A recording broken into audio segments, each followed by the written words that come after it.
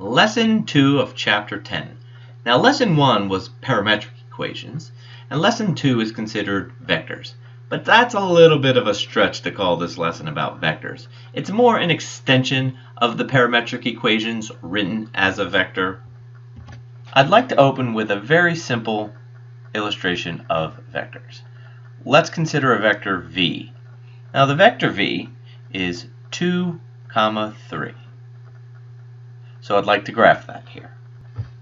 On the set of axes, I'm going to go over 2 units to here and up 3 units to here. So this is the ordered pair 2, 3, and the vector goes from the origin, try my best to make this straight, to the point.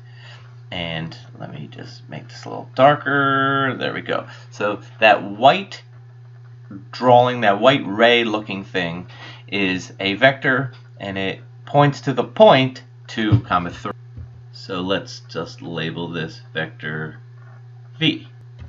Now, what you should have learned in some other course is that vectors can be written as the sum of 2 other vectors.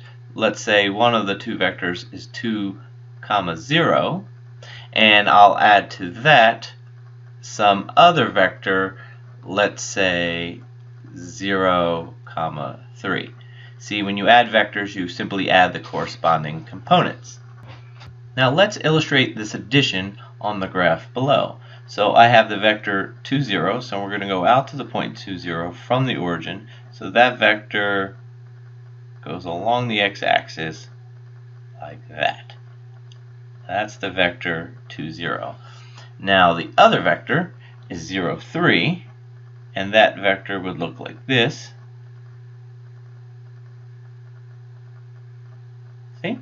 But when you add vectors, the thought is you could call it tip to tail. So what I'm going to draw is the vector 0, 3, but I'm going to draw it 0, 3, because when I add them, I'm required to go tip to tail.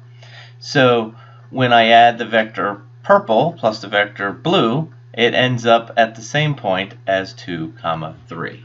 Pretty elementary stuff, but it's worth noting here. So what you see next is illustrating that I'm pulling out a scalar multiple. So in the purple vector, I pull out a 2 and I'm left with the vector 1, 0. Likewise, I pull out a 3 of the blue and I'm left with the vector 0, 1. Now, each of these unit vectors has a special label. The vector 1, 0 has the label I, often with a hat on it, indicating that it is a unit vector. That's standard, so I always means 1, 0, and R3 would be 1, 0, 0. But the 0, 1 has the label K. So sometimes you'll see a vector like vector v equals, I'll make up a different vector v, 5, 1.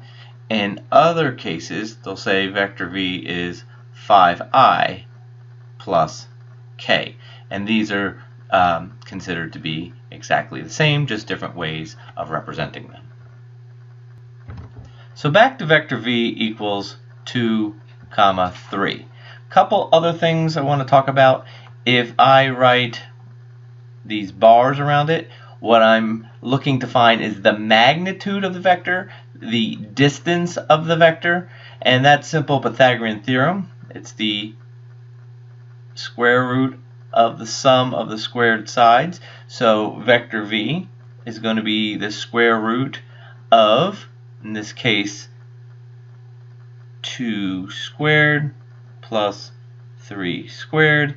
And so the distance of that vector, or the magnitude, is radical 13.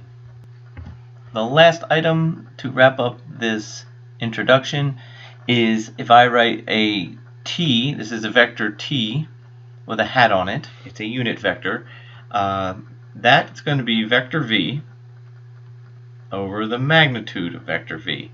So that's going to give me 2 over radical 13, 3 over radical 13.